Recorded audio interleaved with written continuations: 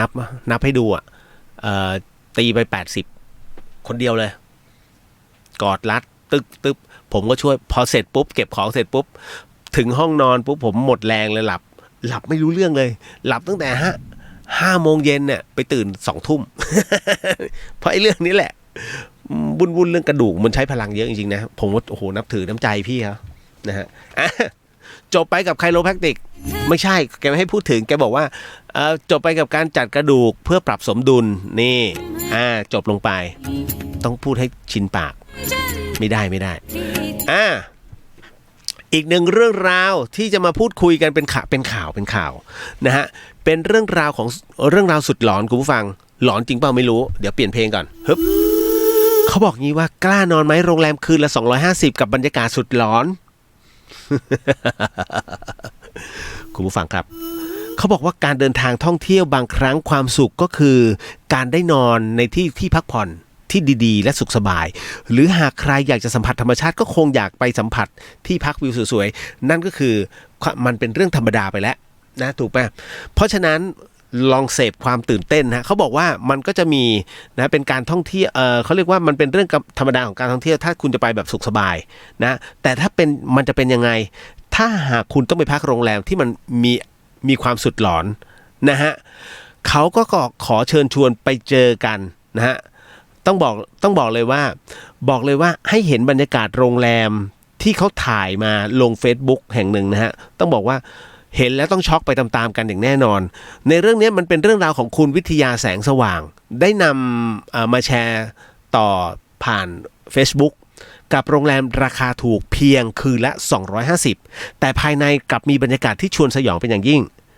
ด้านในตัวโรงแรมนั้นมีความเก่าและวังเวงเฟอร์นิเจอร์ของใช้ต่างๆนั้นล้วนแตกหักและชำรุดเกือบทั้งสิ้นราวกับว่าสถานที่แห่งนี้ไม่เคยมีคนอยู่มาเป็นระยะเวลานานเรียกได้ว่ามันเป็นวิติใหม่แห่งการรีวิวโรงแรมเลยก็ว่าได้ส่วนใครที่อยากไปลองนอนหรือว่าอยากจะรู้ว่าเป็นที่ไหนก็ลองไปสืบกันเอาเองนะบอกเลยวันบรรยากาศชวนหลอนคือธรรมดากูไม่ทำแล้วนะฮะจะทำแบบบูติกจะทำแบบเป็นโดมใสๆดูท่ามกลางธรรมชาติคือมึงไปได้หลายที่แล้วมันแพงๆไงลองไหมลองแบบนอนแล้วกันไม่หลับกันเลยไหม แต่งแบบแต่ละห้องเนี่ยให้มันดูหลอนๆเขาไว้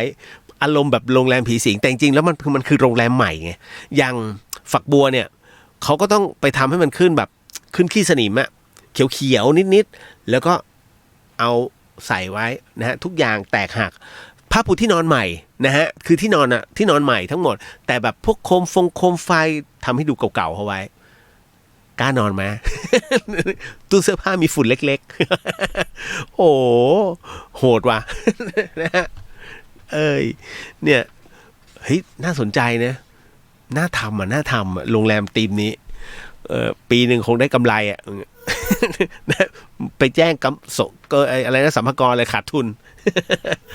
นะฮะอีกหนึ่งเรื่องราวที่อันนี้เดี๋ยวผมต้องพูดกับน้องผู้กำกับนะโน้ตฟังอยู่ป่ะ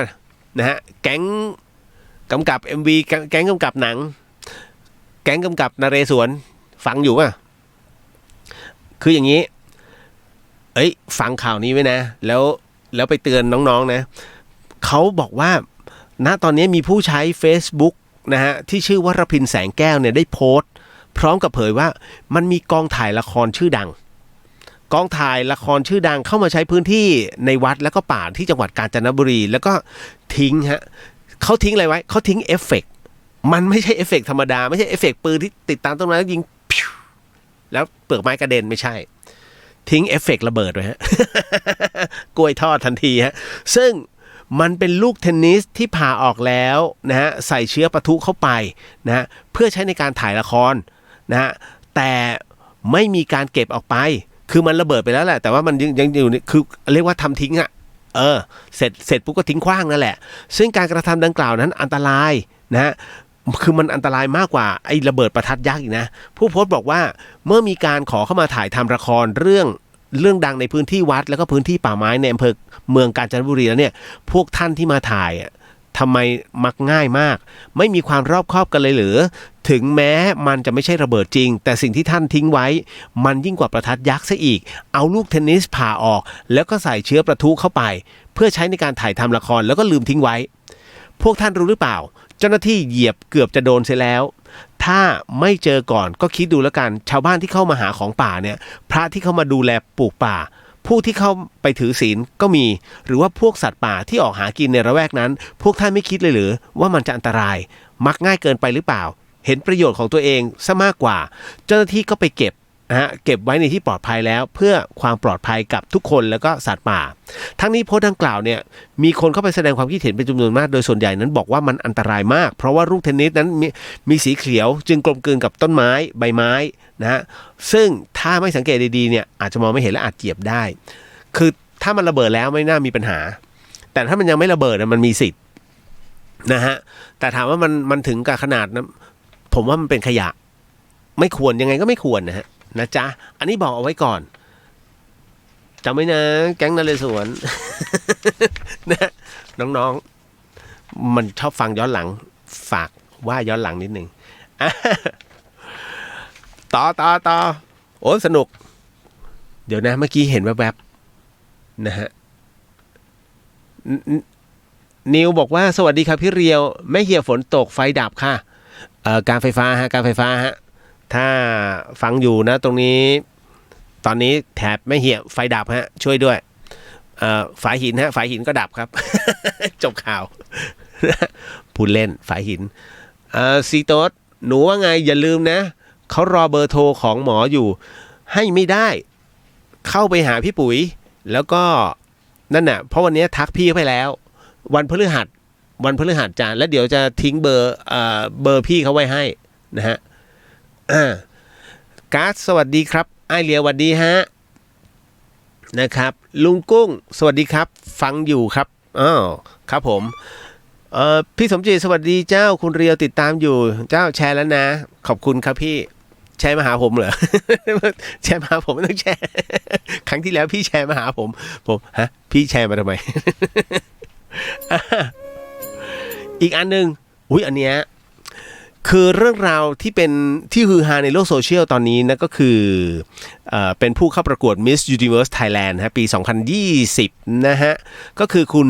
ซินดี้อเล็กซานดรานี่เลยฮะกับการตอบคำถามบนเวทีรอบเปิดตัว 30 คนสุดท้ายวันนี้นะฮะด้วยการวิพากษ์วิจารณ์การศึกษาไทยอย่างดุเดือดเผ็ดมันว่าล้มเหลวแล้วก็เหลื่อมล้ำนะฮะที่ผู้ใช้ก็ที่ถูกใช้ผู้ใช้อินเทอร์เน็ตจนแชร์กันมากมายในโลกออนไลน์เขาบอกว่าผู้เข้าประกวดดังกล่าวเนี่ยบอกว่าตนผ่านการศึกษาของไทยมาด้วยตัวเองแล้วก็พบว่าการศึกษาไทยล้มเหลวอย่างมากโดยเฉพาะหลักสูตรระดับมัธยมศึกษาที่ไม่สัมพันธ์กับเนื้อหาข้อสอบเข้ามหาวิทยาลัยทำให้นักเรียนจำนวนมากนะฮะต้องพึ่งพาการกวดวิชาที่ต้องใช้เงินเพื่อให้เข้าเรียนในมหาวิทยาลัยที่ต้องการซินดี้ยังบอกอีกว่าระบบการกวดวิชานี้เองที่ยิ่งสะท้อนความเหลื่อมล้ำของสังคมไทยที่มีต้นตอจากการศึกษาและยังเรียกว่าตั้งคำถามกลับไปว่าถ้าการศึกษาไทยดีจริงทำไมต้องมีการกวดวิชาพร้อมกับจบการตอบคำถามด้วยสีหน้ามั่นใจพร้อมกับไม่พอใจต่อระบบการศึกษาไทยซึ่งได้รับเสียงปรบมืออย่างล้นหลามนี่ฮะเธอพูดถูกนะก็พูดจริงอ่ะคืออันเนี้ยด้วยความที่เป็นคนที่พูดตรงๆเนี่ยอันเนี้ยนะฮะมันเป็นอะไรที่ต้องบอกว่าสะใจผู้ชมและโลกออนไลน์จริงๆนะฮะคือมันไม่สอดคล้องและมันทำให้ผมสะท้อนถึงอะไรรู้ไหมในเรื่องของการศึกษาที่มันไม่สัมพันธ์กันเนี่ยนะฮะน้องพูดถูกนะทำไมต้องมีโรงเรียนกวดวิชาวะถูกป่ะคำถามผมก็คือ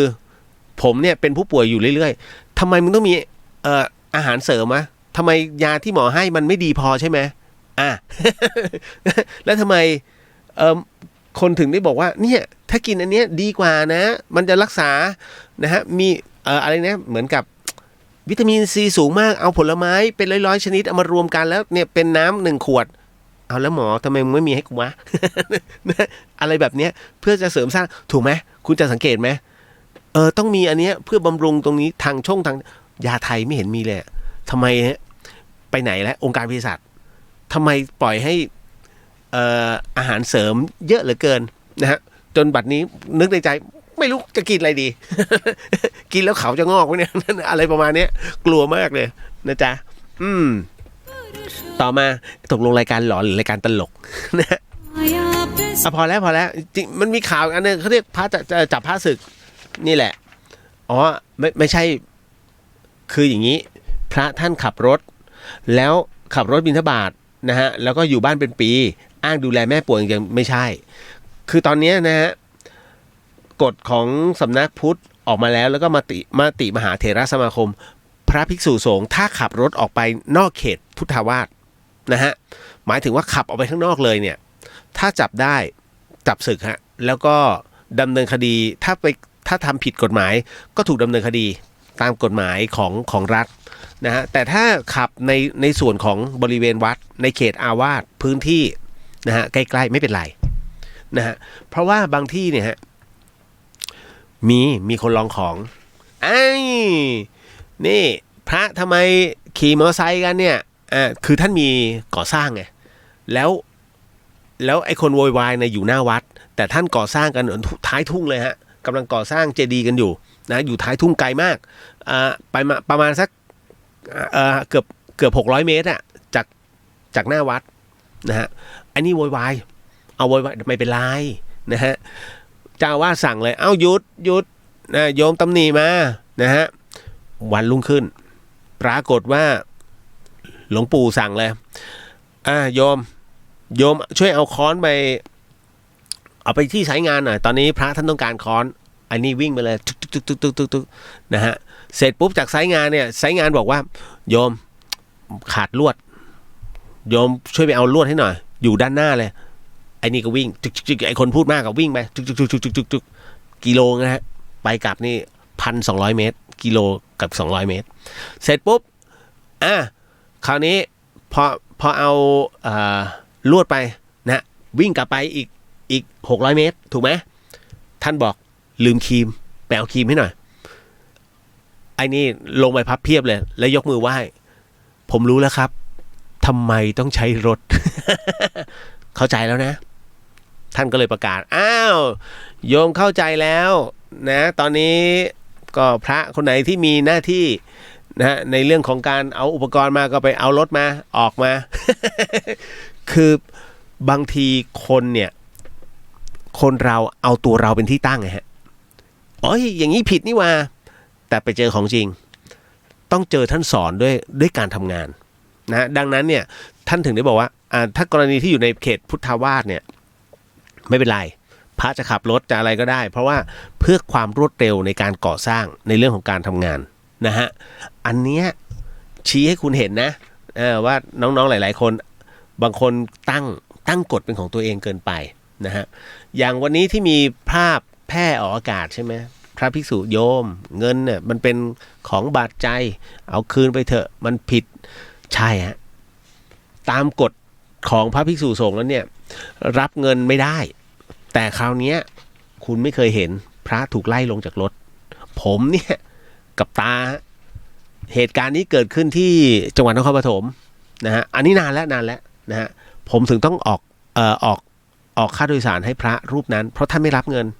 แต่แล้วยังไงก็ขึ้นรถโดยสารมันต้องมีเงินไงถูกไหมฮะพอโดนไล่ลงเนี่ยผมรับไม่ได้ก็เลยเอาไปนะฮะแล้วก็จะเอาปลากระป๋องไปแลกเหรอไปแลกเอาไหมล่ะมันก็ไม่ได้คือบางครั้งเนี่ยมันต้องพิจารณาว่าใจจับหรือมือจับถ้าใจจับอาบัติแต่ถ้ามือจับเพื่อจะเอาไปใช้อย่างอื่นเนี่ยไม่เป็นไรนะฮะหลายคนไปตั้งกฎเกินไปแล้วบอกว่าพระที่ท่านเห็นเนี่ยกลุ่มสันติอโศกนะฮะก็จะเป็นประมาณนั้นนะฮะคือผมก็จะรู้ทุกนิกายที่เขาทำแต่ละอย่างเพียงแต่ว่าเอาแบบเฮ้ยไม่ต้องตั้งกฎอะไรมากมายเอาแค่เห็นธรรมดาก็พอเพราะว่าท่านทุกคนเนี่ยท่านจะมีตัวศีลครอบอยู่แหละท่านจะรู้ว่าอันไหนควรไม่ควรเนาะอันนี้บอกไว้เอาละจบผ่านไปเรื่องราวหลอนๆก่อนดีไหมนะฮะเอาเรื่องบนแล้วลืมมันเนี่ยนะฮะเดี๋ยวก่อนมันจะมีอยู่อะเดี๋ยวนะเฮ้ยผม ไม่มันมีหลายเรื่องอยู่แล้วอย่างหนึ่งน้องถามแล้วลืมไว้อะนี่เลยโอเคไปเข้าสู่เรื่องราวหลอนๆนี่ไงคุณฟังนะฮะบนแล้วลืมเดี๋ยวนะพงธนาพี่ครับพระเล่น TikTok ได้ไหมฮะไม่ได้ครับอาบัติทุกกฎฮะคือโซเชียลเนี่ยมีเอาไว้ให้สำหรับพระภิกษุเอาไว้พูดคุยธรรมะได้เผยแพร่พุทธศาสนาเผยแผ่พระพุทธศาสนาได้คำว่าเผยแพร่กับเผยแผ่คุณสังเกตไหมเวลาผมพูดคำว่าเผยแพร่เกี่ยวกับพระศาสนาปุ๊บผมต้องรีบเปลี่ยนทันทีฮะพระพุทธศาสนาเนี่ยจะใช้คำว่าเผยแผ่มันจะกว้างกว่าเผยแพร่มันแค่นิดแต่ถ้าเผยแผ่มันกว้างนะและคำว่าวิชาเราเคยเรียนวิชาสังคมศึกษาวิชาเลขคณิตเวลาคุณเขียนคำว่าวิชาคือวอแหวนสระอิวิถูกไหมชอช้างสระอาวิชาแต่ถ้าเกี่ยวกับพระพุทธศาสนาเขาใช้คำว่าวิชาวอแหวนสระอิชอช้างดับเบิลดับเบิลชอช้างแล้วก็สระอาวิชานะเพราะฉะนั้นถ้าเกี่ยวกับพระพุทธศาสนาแล้วคุณเห็นว่าพิมพ์ผิดนี่ว่าจริงไม่ผิดฮะเราเนี่ยผิดเพราะเรารู้ไม่จริง เพราะฉะนั้นท่านจะใช้คำว่าวิชา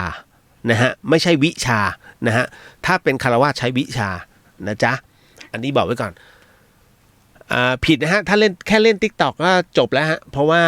TikTok มันเป็นเพื่อความบันเทิงแล้วพระท่านมีกฎอยู่แล้วเอาจัดอยู่ในศีลจัดอยู่ในศีล10เลยศีลเบื้องต้นของเนรเลยเนี่ยท่านผิดแล้วนะฮะในเรื่องของความบันเทิงเรื่องการเล่นละเล่นเนี่ยนะฮะพวกเราสวัสดีครับพี่เรียวมาช้าดีกว่าไม่มาจ้านะฮะวิตายสวัสดีค่ะมิ้นนะฮะน้องเข้ามานะฮะเมืองเลยฝนตกเปล่า วันนี้เมืองเลยเข้ามา2 คนเลยนะ มาเข้าสู่เรื่องราวหลอนๆก่อนแล้วเดี๋ยวค่อยไปตอบคำถามเพราะว่าคำถามมันจะยกจากครั้งที่แล้วมาเยอะอยู่นะแล้วมันมีเรื่องถามเกี่ยวกับลอยอังคารน่ะมันเป็นเรื่องที่เฮ้ยผมก็ไม่นึกว่าจะมีคำถามแบบนี้น้องถามมาประมาณว่าไอ้กระดูกเนี่ยเราต้องลอยกระดูกคนตายเราจำเป็นจะต้องเอากระดูกคนตายไปลอยน้ำเสมอไปหรือเปล่าน้องใช้คำว่ามันจะเกิดมลภาวะกระดูกคนตายญาติเรา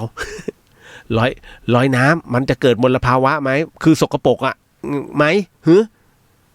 มันก็เป็นเรื่องราวที่น่าคิดนะถ้าพูดถึงแบบมันก็น่าคิดนะฮะแล้วมันมีวิธีอื่นไหมเดี๋ยวค่อยมาคุยกันและในเรื่องของการกรวดน้ำมาแล้วกรวดน้ำใช่ไหมเดี๋ยวอันนี้มีดวงวิญญาณไหมนะครับขับรถชนหมาแต่จะเอามันไปหาหมอแต่มันมากัดเป็นหมาจรจัดนะฮะแล้วมันก็หนีไปพอหนีไปน้องเขาก็ตามพอตามไปเสร็จปุ๊บปรากฏมันกระอักเลือดตายนะฮะคือพยายามจะช่วยแล้วนะฮะแล้วน้องเขาตอนนี้ป่วยมากใจเขาป่วยมากนะฮะก็ถามวิธีแก้เดี๋ยวบอกให้ฮะคือทั้งหมดทั้งมวลเนี่ยวันหนึ่งคุณอาจจะเจอแบบนี้นะฮะน้องถามมาในเรื่องของอย่างวันนี้มีข่าวของคนไปวิ่งและถูกลวนลามน้องผู้หญิงนะฮะน้องผู้หญิงจ๊ะพี่เลียวฟังคำให้สัมภาษณ์ผู้สื่อข่าวของคุณผู้หญิงคนนั้นที่ถูกล็อกไปวิ่งแล้วถูกล็อกที่คลองแสนแสบปรากฏว่าเธอบอกว่าด้วยความที่หนูจะต่อสู้ของเขาหนูก็เลยเอาโทรศัพท์โยนทิ้งน้ำแม้กระทั่งเงินนะฮะเงินที่อยู่ในซองเนี่ยนะฮะก็เอาทิ้งไปด้วยผมจะบอกว่าพี่เลียวสอนให้นะฮะในฐานะที่ผมเคยเป็นผู้ฝึกสอน เป็นผู้ฝึกสอนกีฬาประเภทป้องกันตัวนะฮะผมจะบอกว่าอย่าทิ้งอะไรก็ตามที่มันเป็นไม่ว่าจะเป็นมืดมันจะมนแค่ไหนแม้กระทั่งแค่ขวดนาอีทคุณก็ใช้เป็นอาวุธได้ติ๊กโทรศัพท์คุณทิ่มไปแม้มันจะมีแบบเขาเรียกมันกุดแต่มันแข็งอย่างน้อยเนี่ยมันเป็นการกระแทกแล้วเวลาคุณจะจู่โจมนะฮะคิดก่อนนิดนึงนะฮะใบหน้าผู้ชายเป็นคนที่หน้าด้านเพศชายเนี่ยเป็นเพศที่หน้าด้านมากคุณจะตบคุณจะอะไรเนี่ยมันหน้าด้านมันไม่รู้สึกหรอกเพราะฉะนั้นเวลาคุณถูกล็อกหรือว่าต่ออยู่ข้างหน้าเนี่ยมันไม่ปล่อย เพราะหน้ามันด้านตบแค่ไหนต่อยแค่ไหนไม่แต่ถ้าผู้ชายด้วยกันน่ะล่วงแต่คราวนี้น้องเป็นผู้หญิงกำลังน้องน้อยกว่าถ้าน้องมีเหรียญบาทนะฮะให้กำเหรียญบาทไว้ในมือกำให้แน่นๆแล้วก็ต่อยออกไปผู้หญิงเนี่ยเวลาจะเขาเรียกจะต่อยชาวบ้านเนี่ยมักต่อยไม่ถูกกำมือผิดนะฮะจะเอานิ้วโป้งไว้ข้างบนเงี้ยเอาไว้เพื่อนะฮะเพราะฉะนั้นคุณเอาเหรียญบาทใส่มือเอาไว้แล้วก็กำแล้วมันจะแน่นพอแน่นเสร็จแล้วมือคุณจะเบาแล้วก็ทิ้งไปเลยเวลาทิ้งที่ไหนทิ้งที่หน้าเหรอแรงคุณไม่พอฮะผมบอกน้องผู้หญิงไว้นะวิธีการป้องกันตัวนะฮะคุณต่อยที่กระเดือกฮะหาจังหวะต่อยให้ได้เล่นไปเลยฮะ2 ทีอัดแน่นๆปั้งที่กระเดือกรับรองคายเพราะตรงเนี้ยต่อให้หน้ามันด้านแค่ไหนกระเดือกเนี่ยจะอ่อนที่สุดนั่นนะฮะแล้วทำไมเขาถึงต้องรัดที่คอแล้วมันตรงเนี้ยฮะนี่คือเส้นเลือดใหญ่รัดนานเกินไปหลับวิธีแก้คือตบเข้าไปข้างหลังพัวเดียวเลือดเดินพุ่งวิธีการบอกไว้เฉยๆฮะเพราะว่าตอนนี้มันอยู่ในยุควิกฤตแล้วอะไรทำอะไรนิดทำอะไรหน่อยมันมักจะเป็นข่าวนะฮะแล้วก็คุณน้องผู้หญิงมักจะถูกลวนลามอยู่เรื่อยๆพูดออกอากาศสอนออกอากาศแบบนี้เลยนะฮะให้ไปดูเนี่ยเวลาคุณอาบน้ำคุณส่องกระจกแล้วลองเงยคางตัวเองขึ้นมาแล้วดูจุดไหนของกระเดือกที่คิดว่ามันอ่อนที่สุดคุณก็ลองบีบเล่นๆถ้าคุณเจ็บเขาก็เจ็บจำไว้เลยลองกดเนี่ยกดตรงไหนกูเจ็บไหมตรงนี้โอ้ถ้ากดว่ากูเจ็บถ้าคุณกดตรงเนี้ยนะฮะเราเจ็บเขาก็เจ็บให้จำแค่นี้ฮะสรีระเหมือนกันหมดแค่นั้นแหละ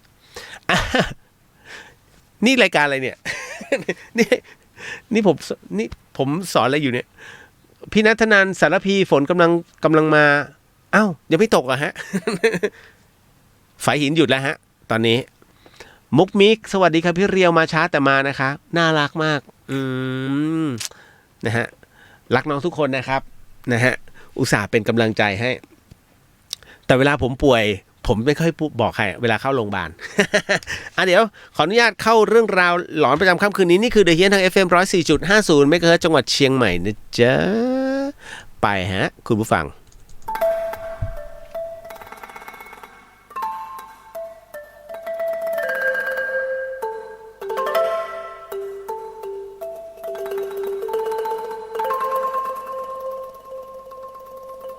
รายการนี้ไม่เหมาะกับเด็กอายุต่ำกว่า15ปีและตุ๊กแต๋วที่แฝงตัวมาหากินในพระศาสนาผู้ปกครองหรือพระผู้ใหญ่ควรพิจารณาในการรับฟัง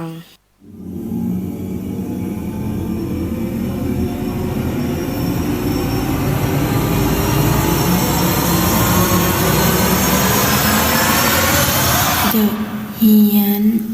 เข้าสู่ในช่วงเดอะเฮียนกับเฮียนสยอง2เรื่องนะจ๊ะเอาล่ะคุณผู้ฟังครับก็แน่นอนที่สุดทุกๆวันสนับสนุนโดยนาอีเซรั่มแชมพูฮะไม่เห็นนะ NAIS H จะเรียก H มันก็กลัวไม่ชัดไงฮะนะฮะนี่คือแชมพูที่ลดอาการหลุดร่วงของเส้นผมนะฮะได้ผลดีไหมก็ เนี่ยก็โอเคฮะก็อย่างว่านะพี่เลียวยิ่งนานปีเข้าคิ้วมันต่ำ คิ้วมันต่ำลงนะฮะแต่มันค่อยๆต่ำนะมันต่ำช้านะมาเข้าสู่เรื่องราวตัวนี้ครับคุณผู้ฟังครับสิ่งที่ผมกำลังจะเล่าให้คุณผู้ฟังได้ยินได้ฟังเรื่องราวต่อไปนี้นั้นอย่าเชื่อนะจ๊ะให้ฟังหูไว้หูแล้วก็ใช้วิจารณญาณทุกครั้งในการรับฟังเรื่องราวประเภทนี้ฮะข้อสำคัญอยากให้คุณผู้ฟังได้ฟังเป็นนิยายครับเพราะว่าเรื่องที่ผมกำลังจะเล่าต่อไปนี้เป็นเรื่องที่น้องจี๊ดนะฮะชื่อน่ารักมากตัวจี๊ดเล่าเรื่องนี้มาฮะเป็นเรื่องบ่นแล้วลืมและเรื่องราวนะตรงนี้นี่เองเนี่ยฮะคุณผู้ฟังไว้ให้ดีนะใครที่ชอบบ่นนะฮะและตอนนี้น้องจี๊ดให้ผมเป็นผู้เล่าให้กับคุณผู้ฟังถ่ายทอดให้คุณผู้ฟังฮะเธอเล่าว่าจี๊ดบอกว่าพี่เลียวคะเหตุการณ์ที่จะเล่าเนี่ยมันเกิดขึ้นมาเมื่อ4 ปีที่แล้วนะไม่ใช่หลายปีแล้ว นะก็คือพ่อของจี๊ดนั้นเป็นคนที่ชอบบนบานศาลกล่าว ชอบสิ่งศักดิ์สิทธิ์มากนะฮะก็คือมันมีอยู่วันหนึ่งนะฮะพ่อของจี๊ดเนี่ยนะฮะพ่อหนูก็ไปที่วัดแห่งหนึ่งในกรุงเทพแล้วก็เจอร่างปั้นนะไปเจอร่างปั้นของแม่ตะเคียนฮะคุณผู้ฟังนะฮะคือพ่อก็เลยไปบนบานเอาไว้ว่าถ้าถูกหวยเนี่ยแบบหนักๆถ้าถูกจริงนะจะมาพาร่างปั้นแม่ตะเคียนเนี้ยกลับไปดูแลเป็นอย่างดีฮะคุณผู้ฟังก็ปรากฏว่าหลังจากนั้นวันที่16ซึ่งจะถึงเร็วๆนี้นั่นคือวันพรุ่งนี้ฮะยังไม่ได้ซื้อ จบข่าวจำได้แม่นฮะจี๊ดบอกว่าพ่อนะฮะพ่อของจี๊ดเนี่ยพ่อหนูก็ถูกหวยค่ะแล้วถูกแบบเยอะมากๆพ่อเลยไปรับเอาร่างปั้นแม่ตะเคียนนั้นกลับมาที่บ้านก็ตั้งไว้ที่ห้องพระลักษณะร่างปั้นแม่ตะเคียนเนี้ยก็จะใส่ชุดไทยสีฟ้าสวยมากๆความสูงประมาณเลยไม้บรรทัดไปนิดหน่อยนะฮะคือตอนนั้นน่ะตัวของจี๊ดเองก็ตื่นเต้นเห็นแล้วก็ชอบนะก็ไปจับผมแล้วก็หวีผมให้แล้วคราวนี้ก็เอานู่นเอานี่ไปถวายนะฮะตัวจี๊ดเองมันมีความรู้สึกว่าเหมือนเป็นความรักนะพี่เลียวบอกไม่ถูกเหมือนกันแล้วผ่านไปประมาณ2เดือนปรากฏว่าพ่อก็เอาอะไรเข้ามาอีกเรื่อยๆฮะเช่นพวกกุมารมั่งหรืออะไรแบบเนี้ยคือเริ่มรกแล้วนะฮะเริ่มห้องรกแล้วเริ่มเยอะพ่อก็เลยบอกให้จี๊ดเนี่ยเอาแม่ตะเคียนนะไปไว้ที่ศาลหน้าหมู่บ้านให้หน่อยนะฮะคราวนี้ฮะจี๊ดก็เลยเอาไปไว้นะฮะแล้วก็อำลาซะบอกว่าจะแวะมาหานะแม่ตะเคียนก็จะแวะมาหาบ้างบ่อยๆปรากฏว่าผ่านไปสักพักหนึ่งฮะมันมีอยู่ช่วงหนึ่งที่บ้านนั้นเกิดน้ำท่วมนะบริเวณบ้านนั้นเกิดน้ำท่วมใหญ่ก็คือกรุงเทพแหละที่น้ำท่วมใหญ่ปรากฏว่าจี๊ดกับที่บ้านต้องหนีน้ำไปอยู่ที่ต่างจังหวัดก็ลืมแม่ตะเคียนไปสนิทเลยพอได้กลับบ้านมาอีกครั้งหนึ่งฮะหลังจากที่น้ำลดลงแล้วเนี่ยก็เริ่มมีเรื่องแปลกๆเกิดขึ้นนะฮะกับจี๊ดเพราะเฉพาะของจี๊ดเองนะน้องเขาบอกนะฮะเท่านั้นเลยพี่เลียวก็คือหนูเริ่มเห็นผู้หญิงในชุดสีขาวเดินวนอยู่บนบ้านแบบมาหายคิดว่าน่าจะตาฝาดก็เลยปล่อยผ่านบางครั้งเนี่ยเริ่มเห็นเนี่ยผู้หญิงเนี่ยนั่งห้อยขาอยู่บนคานตัวหนูเริ่มชัดขึ้นเรื่อยๆแล้วก็เริ่มบ่อยไปไหมนะฮะบางคืนก็มาแบบเข้าฝันครับแล้วก็พูดซ้ำๆประโยคเดิมว่าพวกมึงผิดสัญญากับกูปรากฏว่าผ่านไปไม่กี่วันนะคุณผู้ฟังผ่านไปไม่กี่วันเนี่ยปรากฏว่าจี๊ดเนี่ยเขาก็เริ่มบอกว่าหนูเนี่ยก็เริ่มเห็นว่าเธอมาในสภาพที่เริ่มบวมค่ะพี่เลียวเธอมาในสภาพที่เริ่มบวมตาปูดจนแทบจะหลุดนั่งร้องไห้อยู่ที่บันไดเจอหนักมากค่ะขณะที่หนูทนไม่ไหวไข้ขึ้นเลยช่วงนั้นไม่กล้ากลับบ้านก็เลยต้องไปนอนบ้านเพื่อนตลอดจนกระทั่งแม่กับป้าของหนูเนี่ยต้องพาหนูไปที่หนึ่งซึ่งเป็นตำหนักพระพิฆเนศพอไปถึงเท่านั้นแหละเขาก็ทักก่อนเลยว่าคนใกล้ตัวเองเนี่ยไปผิดสัญญาอะไรไว้เขาถึงตามเองมาเขาบอกว่าเขาโกรธแค้นพวกเองและที่เขาตามเองมาเพราะมีเองคนเดียวที่เห็นเขาพยายามจะสื่อสารผ่านเองตอนนั้นบอกตามตรงเลยนะพี่เลียวนะว่าหนูกับแม่เนี่ยไม่ได้นึกถึงแม่ตะเคียนเลยจนเขาบอกว่าพวกเราผิดสัญญาก็เลยนึกถึงสิ่งที่พ่อนะฮะไปบนเอาไว้นะฮะหลังจากนั้นทีนี้เราก็กลับบ้านกัน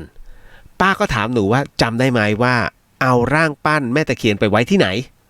นะฮะหนูก็บอกว่าอยู่ที่ศาลหน้าหมู่บ้านนะตั้งแต่น้ำท่วมก็ไม่เห็นแล้วพอมาถึงหน้าหมู่บ้านปรากฏว่าแม่กับป้าก็ลงจากรถไปดูที่ศาล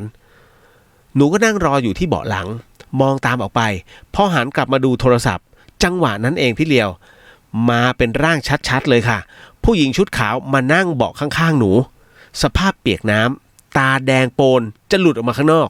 ตัวบวมช้ำจนจะแตกหนูก็ร้องกรี๊ดเสียงดังมากเสียงดังจนรู้สึกเหมือนสติหลุดไปเลยจี๊ดบอกว่าตอนนั้นจำอะไรไม่ได้แล้วแม่มาเล่าให้ฟังทีหลังว่าหนูพูดแต่เขาอยู่ตรงนี้เขาอยู่ตรงนี้เขาอยู่ตรงนี้แล้วก็ร้องแบบร้องไห้แบบกรี๊ดแบบไม่หยุดเลยไม่ยอมหยุดจนแม่ต้องเข้ามากอดแล้วก็ลูบหัวแล้วคราวนี้หนูรู้สึกดีขึ้นหลังจากนั้นแม่ก็เลยโทรไปต่อว่าพ่อว่าทำอะไรเนี่ยไม่เคยคิดเลยช่วงนั้นพ่อไม่อยู่พ่อไปต่างจังหวัด นะฮะทีนี้แม่ก็เลยไปถามคนที่ดูแลศาลว่าเคยเห็นร่างปั้นแม่ตะเคียนไหมเป็นชุดไทยสีฟ้าที่เคยตั้งอยู่ตรงเนี้ยปรากฏว่าคนดูแลก็ตอบว่าสงสัยลอยไปกับน้ำตอนที่น้ำท่วมแล้วแต่ช่วงหลังน้ำท่วมเนี่ยก็ให้ร่างทรงของศาลเนี่ยมาดูให้แล้วก็ได้ถามแม่ตะเคียนที่ยังวนเวียนอยู่แม่ตะเคียนได้บอกว่าให้หาเอาร่างตุ๊กตาผู้หญิงใส่ชุดขาวอยู่ไปก่อนก็ได้ก็คือให้มาสถิตอยู่ไปก่อนก็ได้คนทรงก็ได้ไปหามาฮะปรากฏว่าพูดจบคนดูแลก็ชี้ไปที่ตุ๊กตาบาร์บี้ตัวหนึ่งที่วางอยู่แม่ของหนูเนี่ยก็เลยเข้าใจทันทีว่าที่หนูเจอนั้นน่ะเป็นแม่ตะเคียนจริงๆค่ะเพราะที่หนูเห็นก็คือแม่ตะเคียนนั้นใส่ชุดขาวมาก็คือชุดในร่างของแกเนี่ยอาศัยอยู่ตอนนี้ตอนนั้นหนูรู้สึกขนลุกมากๆถึงว่ามันดูแปลกๆแต่กับสิ่งที่หนูได้เจอมันก็พูดยากที่จะบอกว่าไม่เชื่อนะพี่เลียวนะฮะแล้วคราวนี้น้องเขาบอกว่าแม่ก็เลยขอแม่ตะเคียนนั้นในร่างบาร์บี้นี้คืนคนดูแลก็ไม่ได้ติดอะไรและพวกเราก็พาแม่ตะเคียนนั้นกลับบ้านไปอยู่ในห้องอย่างดีจากวันนั้นมาเนี่ยหนูไม่เคยเจอแม่ตะเคียนอีกเลยพอพ่อกลับมาจากต่างจังหวัดก็รีบไปหาร่างปั้นใหม่มาให้จนได้ร่างใหม่ที่คล้ายร่างเดิมชุดสีฟ้าเหมือนเดิมแต่ไม่สวยงามเท่าร่างเดิมจากนั้นที่บ้านหนูก็ดูแลแม่ตะเคียนอย่างดีจนถึงทุกวันนี้ฮะคุณผู้ฟังครับนี่ก็คือเรื่องราวที่น้องจี๊ดส่งมาให้นะฮะงวดนี้อะไรน้องจี๊ด นะพี่เลียวก็ไม่ได้ซื้อพรุ่งนี้ก็หลายคนก็มีเฮนะฮะมีเฮกับให้ เฮ้โดนอีกแล้วต้มลอตเตอรี่กินอีกแล้ว พรุ่งนี้ฮะดูพรุ่งนี้จะดูว่ารัฐเรียกคืนอีกกี่งวด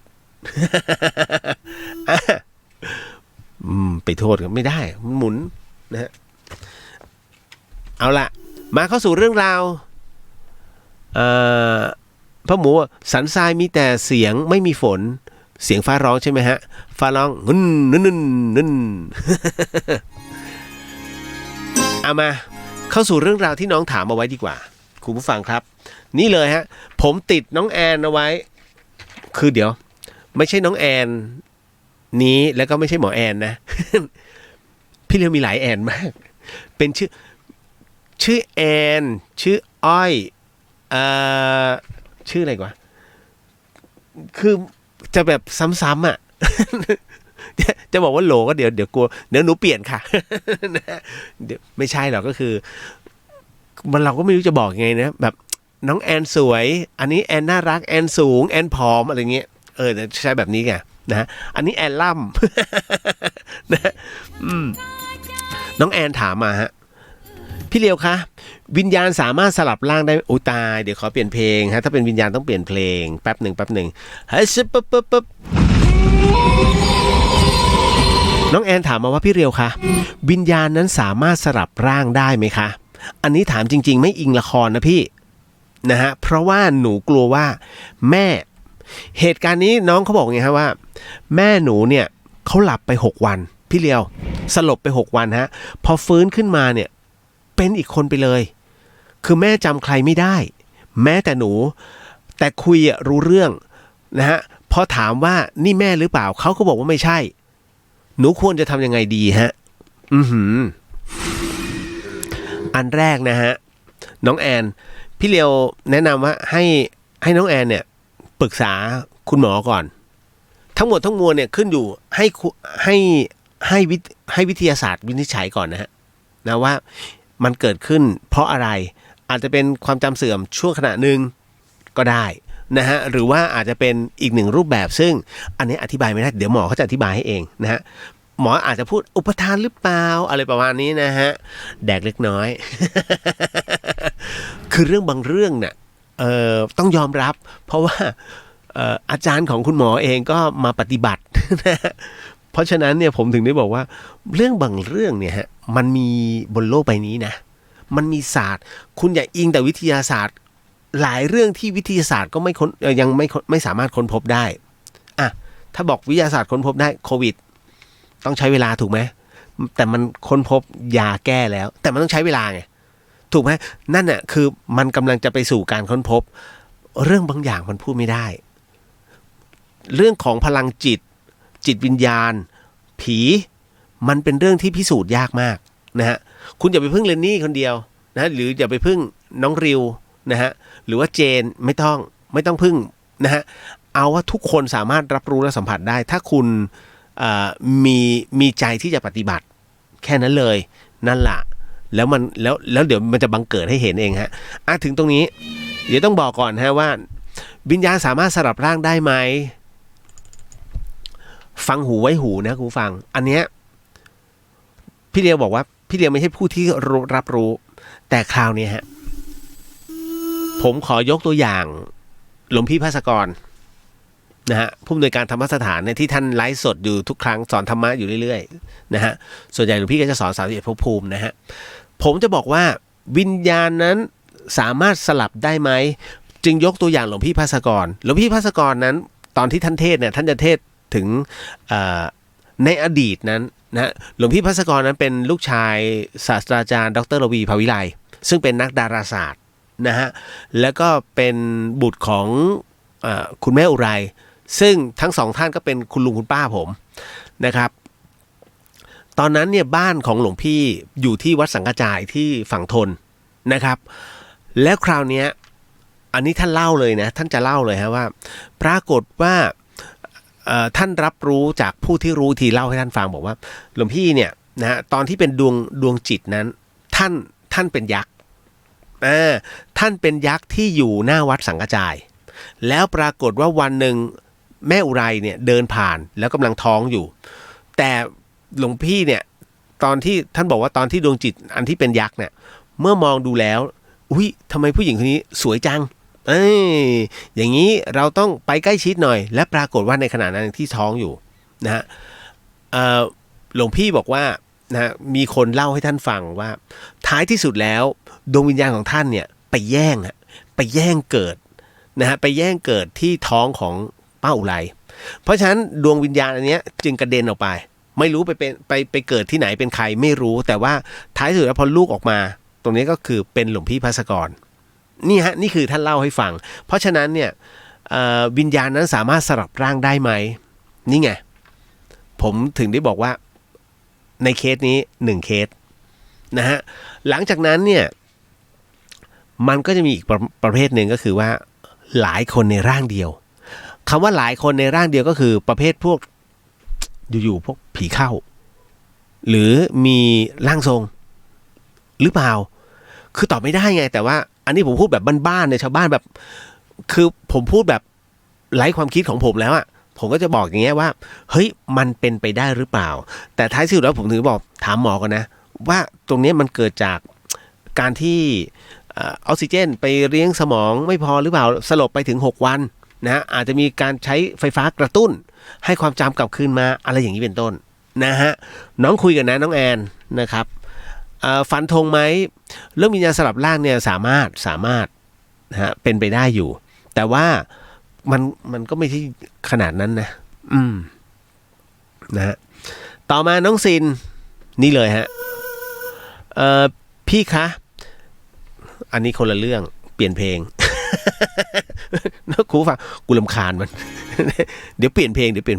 น้องมิ้นสวัสดีค่ะนะฮะเอาเข้าสู่เรื่องราวต่อไปนะฮะหลังจากทักทายกันแล้วซินบอกว่าพี่คะ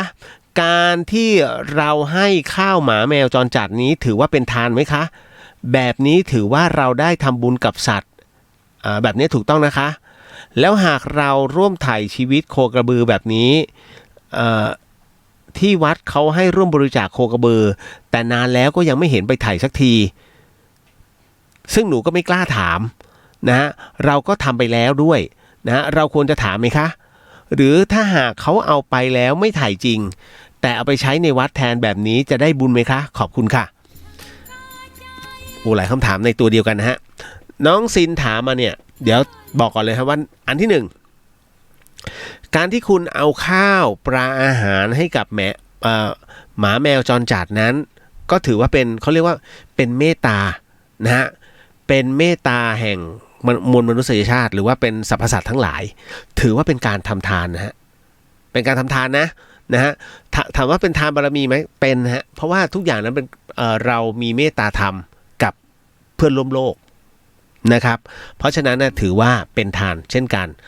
แบบนี้ก็ถือว่าเราได้ทำบุญกับสัตว์ถูกต้องครับแล้วคราวนี้น้องถามมาว่าแล้วพอเราคุณจะเห็นไหมแต่ละวัดเนี่ยที่เขาเปิดทำบุญถ่ายชีวิตโคกระบือแต่ไม่รู้ว่าทำจริงหรือเปล่าแต่เรามอบเงินให้ไปแล้วถูกไหมฮะสิ่งแรกที่คุณต้องถามก่อนถามพระคุณเจ้าไปถ่ายชีวิตที่ไหนอ๋อลงฆ่าสัตว์ที่ไหนคุณต้องถามแบบเอาแบบให้คุณเคลียร์ใจนะฮะเพราะว่าถ้าคุณไม่เคลียร์ใจแต่ทางวัดรำคาญถือว่ามีพิรุธนะฮะเพราะฉะนั้นเนี่ยมันก็มีบางที่เนี่ยมันเป็นไปไม่ได้หรอกที่อยู่ๆจะไปดักลงฆ่าสัตว์มันทุกวันถูกไหมเพราะฉะนั้นเนี่ยต้องถามให้เคลียร์นะฮะพอถึงนะตรงนี้เสร็จปุ๊บน้องก็สงสัยไงว่าแต่นานแล้วก็ยังไม่เห็นไปถ่ายสักทีหนูก็เลยไม่กล้าที่จะถามซึ่งเราก็เรียกว่าทำบุญไปแล้วไงนะฮะก็ถ้าเขาไม่สมมุติว่าไอ้เงินที่เราทำบุญเพื่อจะถ่ายชีวิตโคบูแต่ถ้าเขาไม่ถ่ายแต่เอาเงินปัจจัยนี้ไปสร้างอย่างอื่นเนี่ยนะฮะได้บุญไหมคำตอบคือได้ครับแต่วัดนั้นนำเงินไปใช้ผิดวัตถุประสงค์คือวัตถุประสงค์ที่ทางวัดขอบริจาคก็คือเป็นการถ่ายชีวิตโคกระบือถูกไหมแต่คราวนี้สมมุติว่าทุนมันได้แล้วสมมุติว่าวัวตัวหนึ่ง25,000สมมุตินะ25,000ได้แล้วแต่ยังมีคนโอนมาเรื่อยๆพระท่านก็ไม่รู้จะเอาไปทำอะไรนะฮะจะเอาไปต่อยก็ได้แต่ถ้าสมมุติว่าเจดีย์มันยังขาดนี่ขาดนู่นท่านก็สามารถโอนตรงนี้ไปทำตรงนี้ก็ได้ถามว่าได้บุญไหมได้บุญเท่ากันแต่เพียงแต่ว่าผิดวัตถุประสงค์แต่ได้บุญเหมือนกันนะฮะทุกอย่างมันเกื้อหนุนซึ่งกันและกันนะจ๊ะเกตเนอร์นะฮะกลัวไม่ได้บุญน่ะหลายคนแบบพยายามจะนะผมเห็นอะไรพี่ทำอย่างนี้ได้บุญไหมพี่อย่างเงี้ยผมจะได้บุญไหม ห่วงบุญคือมันเป็นเรื่องที่ดีนะฮะแต่ว่าเยอะเกินไปเขาเรียกบ้า นะต่อมาน้องแยมพี่คะหนูเคยทำแท้งแบบหลุดเองอะค่ะโอ้ตายเดี๋ยวแป๊บซีเรียสฮะนี้ น้องถามว่าพี่คะหนูเคยแท้งแบบหลุดเองแท้งแบบหลุดเองอ๋อโอเคแล้วคราวนี้คนที่บอกว่าถูกเด็กตามอ่ะเขาบอกหนูถูกเด็กตามและระวังชีวิตด้วยซึ่งหนูทำอะไรก็ไม่ขึ้นจริงๆจนรู้สึกว่าน่าจะจริงอย่างที่เขาพูดหนูควรจะทำยังไงดีคะทำบุญค่ะนะฮะอันที่1ตั้งชื่อเด็กก่อนนะฮะอันที่2ก็เวลาคุณทำความดีหรือทำบุญก็โมทนาบุญนั้นให้เด็กคนนั้นตามชื่อแล้วจากผมแนะนำนะน้องแยมฮะการที่เราสูญเสียชีวิตเดี๋ยวผมกำลังพูดถึงอันนี้เขาหลุดธรรมชาติการหลุดธรรมชาตินั้นไม่ได้คือการทำแท้งนะเพราะฉะนั้นเจตนาน้องเขาไม่มีอย่าเข้าใจผิดนะฮะมันไม่เหมือนกับคนที่ตั้งใจทำแท้งไม่เหมือนกันฮะกรรมผิดกันฟ้ากับเหวกรณีตรงนี้น่าจะเป็นเพราะว่าความเขาเรียกสัญญาเก่า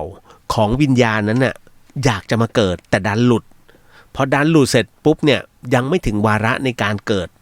ยังไม่ถึงเขาเรียกยังไม่ถึงวาระที่ต้องกลับไปมันต้องอยู่ก่อนพออยู่ก่อนเนี่ยมันก็เหมือนต้องตาม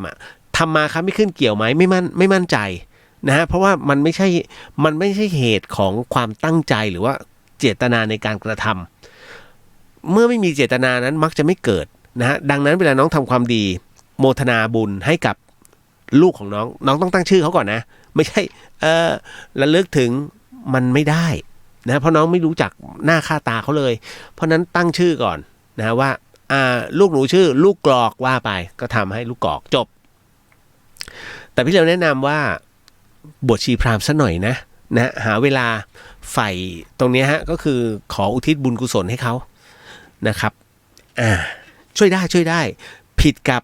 คนที่ทำแท้งโดยเจตนาคนที่ทำแท้งเจตนาเนี่ยหนักมากนะฮะมันมีอะไรที่นอกเหนือไปมากกว่านี้เยอะนะฮะหลายคนพยายามจะถามวิธีการ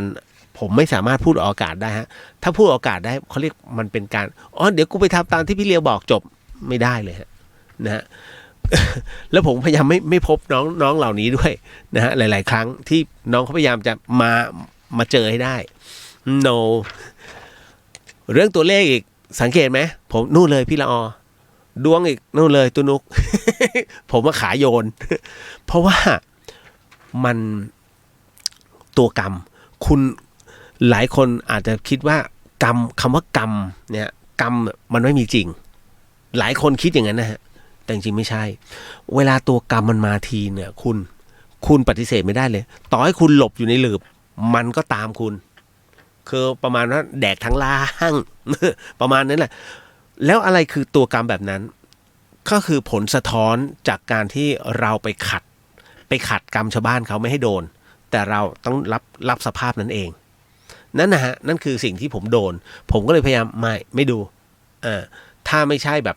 ไม่สาหัสจริงๆเราไม่ทำอะไรทั้งนั้นจะโยนให้ชมรมโหรเลย นะฮะนรินทร์บอกว่าสวัสดีครับพี่เรียววันพรุ่งนี้บ้านผมที่บุรีรัมย์มีประเพณีอะไรเนี้ย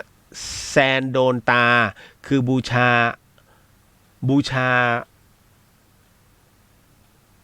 ขอมเหรอฮะบูชาบรรพบุรุษครับเป็นประเพณีของทางเขมรที่บุรีรัมย์ฮะโอ้ยน่าสนใจนะฮะถ่ายรูปลงนะฮะถ่ายรูปลงโซเชียลอธิบายเป็นขั้นตอนนะฮะคุณดาวว่าสังกำแพงรอฝนตกครับโล แสดงว่ามันเริ่มที่จะอันนี้แล้วเนะอากาศมันเริ่มต่อมาน้องขวัญบอกว่าสวัสดีจ้าพี่เรียวเลิกงานแล้วรีบมาฟังพี่เรียวค่ะฝนตกตลอดทางเลยแถวไหนอ่ะสารพีตกแล้วเหรอหรือเปล่าไม่รู้ขวัญอยู่แถวไหนไม่รู้พี่เรียวก็ช่วงนี้ผีบ้า นะหลังจากเมื่อวานนี้โดนจัดกระดูกไปเขาต่อดีขึ้นจบข่าวเลยคนต่อมาเห็นไหมมีอีกแอนแล้ว นะมาเรื่อยๆน้องรินพี่คะเราจะรู้ได้ยังไงว่าของที่เรานำถวายหรือว่าไหว้เทพเทวดานั้นเนี่ยท่านได้รับแล้วหนูสงสัยมากตึงโป๊ะ มีใครเคยสงสัยแบบนี้ไหมฮะ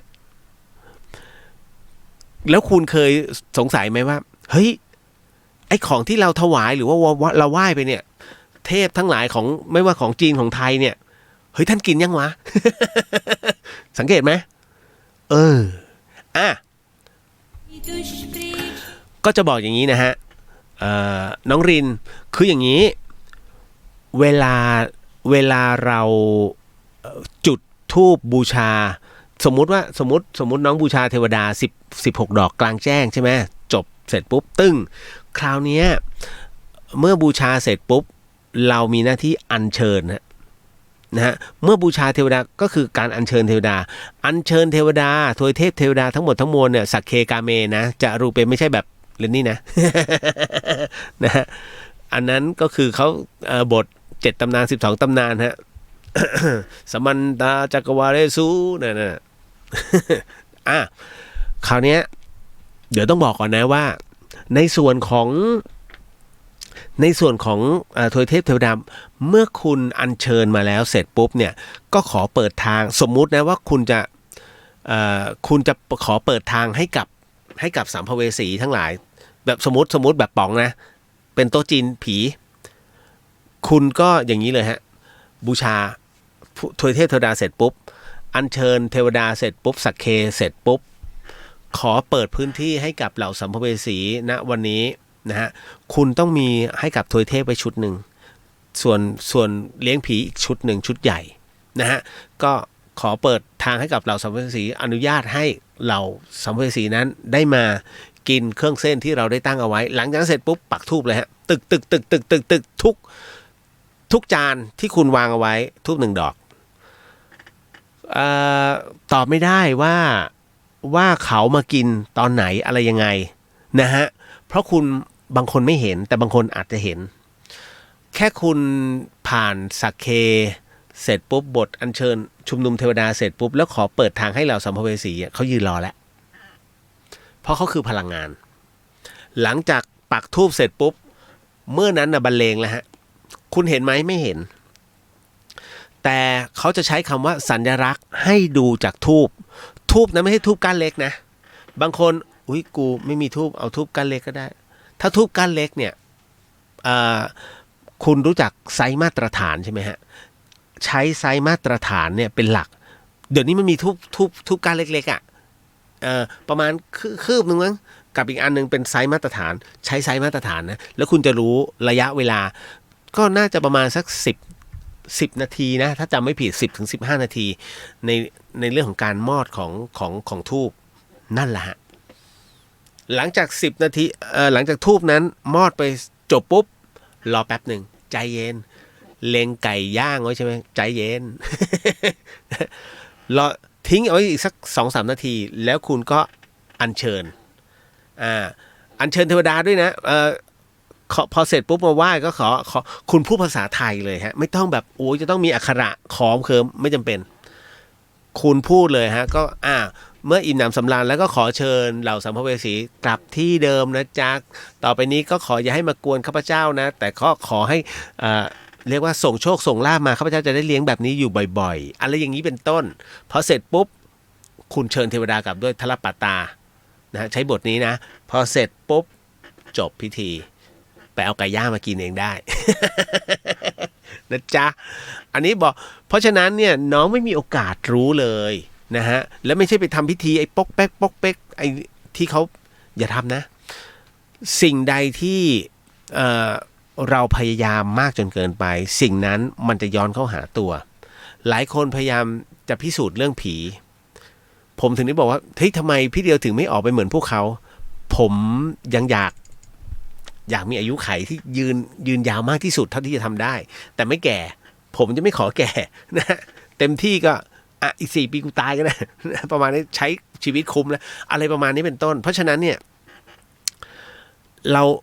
ราพยายามจะยืดแต่ถ้ากรณีที่ไปลบหลู่ปุ๊บหรือว่าไปดูหมิ่นปุ๊บนะฮะคุณจำไว้นะเวลาชีวิตของคุณเนี่ยจะสั้นลงนี่คือเรื่องที่ถูกพูดถึงอยู่เรื่อยๆนะฮะการที่ไปดูหมิ่นอะไรก็ตามนะฮะช่วงอายุไขคุณจะสั้นลงแม้กระทั่งการด่าพ่อด่าแม่อายุไขคุณก็จะสั้นลงเช่นกันนะฮะเพราะว่าเปลี่ยนจากขยะเป็นแคลเซียมก็คือปูนหินปูนกระดูกมันก็คือหินปูนถูกไหมแล้วก็ลอยอังคารแล้วมันก็จมลงสู่ใต้แม่น้ำไม่ว่าจะเป็นเจ้าทุกแม่น้ำก็จะเป็นแบบนั้นก็คือเหมือนกับเอาคืนสู่ธาตุทั้ง4คือคนเราเนี่ยฮะตามหลักพระพุทธศาสนาจะมีความเชื่อว่าธาตุเราเนี่ยประกอบไปด้วยธาตุทั้ง4ก็คือดินน้ำไฟลมนะฮะเพราะฉะนั้นในเมื่อมันประกอบแบบนั้นเมื่อร่างกายของเราตายลงมันคือธาตุดินคือร่างกายหลังจากนั้นเอาไปเผาเป็นธาตุคราวนี้ผ่านธาตุไฟคราวนี้กลับมาเป็นกระดูกก็ยังเป็นธาตุดินใช่ไหมฮะเพราะฉะนั้นจะทำไงต่อไปก็ให้กลับสู่ธาตุน้ำนะฮะธาตุน้ำก็คือลอยอังคารนะฮะอากาศนะฮะถูกไหมคราวนี้ก็เหลืออากาศแล้วดินน้ำไฟลมก็คือลมทำไง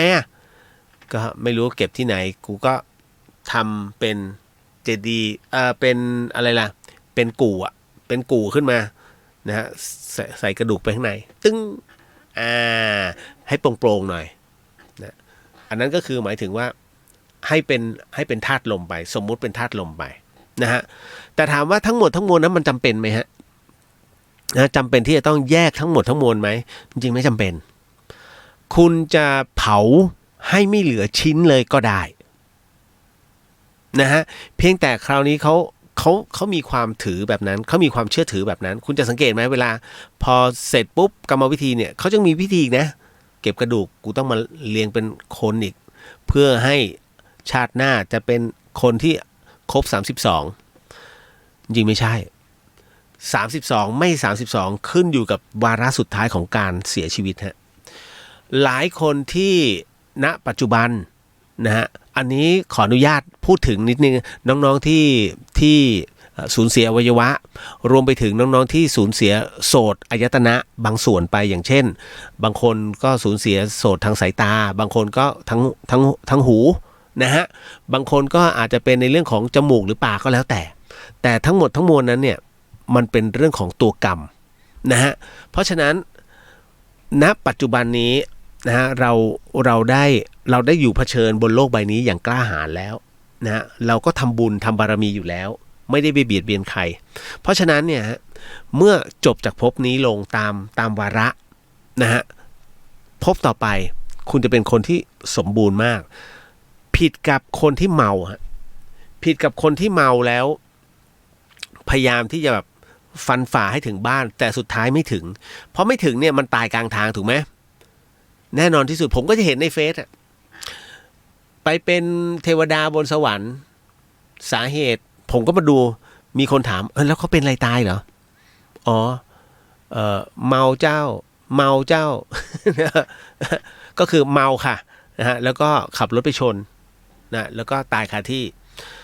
แต่แคปชั่นให้เป็นเทวดาขึ้นบนสวรรค์แต่ผิดศีล เราก็นิ่งๆก็เข้าใจอะว่า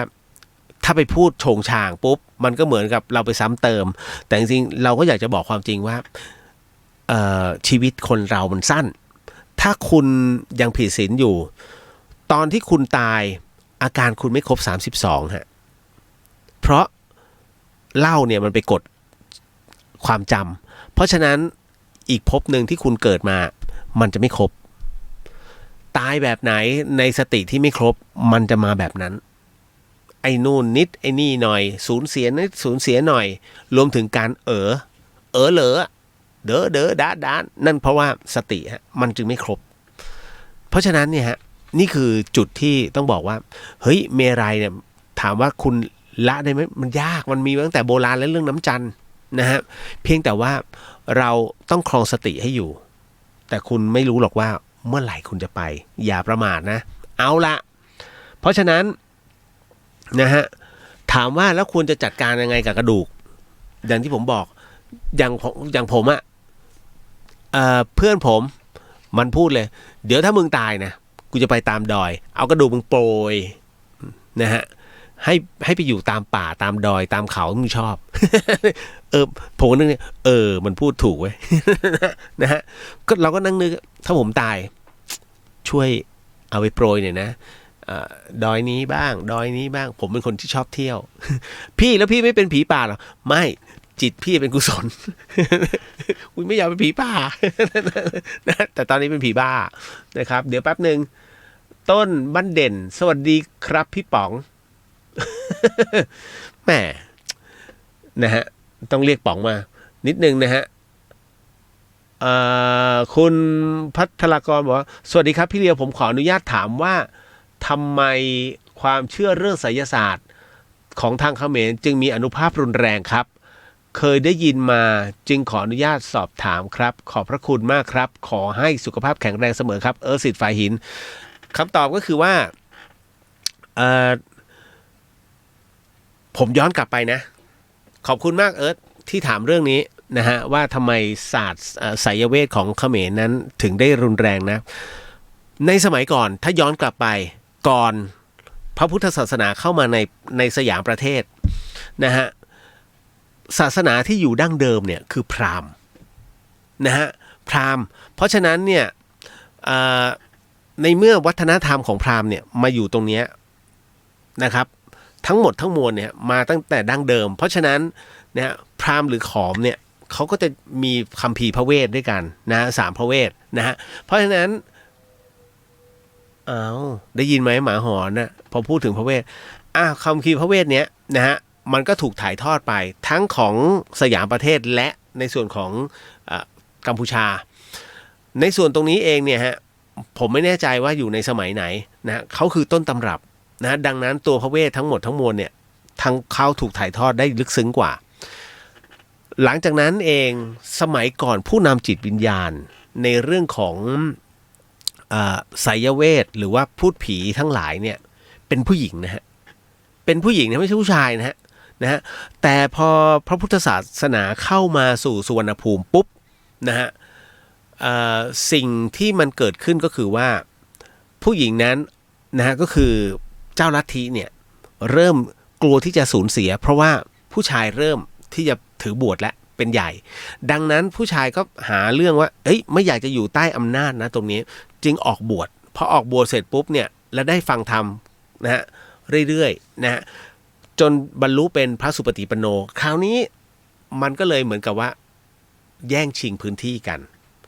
บางส่วนอพยพไปทางเขมรบางส่วนก็ยังอยู่ในเขตสุวรรณภูมิดังนั้นเนี่ยสุวรรณภูมิของเราหรือว่าเมืองไทยของเราสยามประเทศของเราเนี่ยจึงเป็นการดำเนินการแบบพุทธนำผีแต่ปัจจุบันเนี่ยผิดปัจจุบันมันกลายเป็นผีนำพุทธเมื่อก่อนเนี่ยฮะพระพุทธศาสนาถูกขยายเผยแผ่ออกไปเนี่ยมากมายมากจนพราหมณ์เนี่ยดรอปลงแล้วแค่เป็นส่วนหนึ่งของพิธีกรรมคือไม่ให้ลืมแต่เป็นพิธีกรรมส่วนหนึ่งเท่านั้นเองของพุทธจะสังเกตไหมขึ้นบ้านใหม่จะต้องมีสังนี่พระไม่ได้เป่านะต้องเป็นพราหมณ์เป่านะฮะแล้วก็คือพราหมณ์ต้องพราหมณ์จริงๆนะไม่ใช่พราหมณ์แบบไม่ใช่พราหมณ์เล่ห์ นะฮะเขาก็จะมีสายใยของพราหมณ์เนี่ยแต่ละพื้นที่อยู่นะฮะบางคนแค่ใส่ชุดขาวขมวดผมกูเป็นพราหมณ์แล้วเคาะของไม่ได้เขาจะมีฮะเป็นชมรมบางคนเขาจะมีโรงเรียนสอนพิธีกรรมอันนั้นก็คือได้ถูกประสิทธิ์ประสาทวิชาโดยการแต่งตั้งอันนี้ก็เป็นอีกส่วนหนึ่ง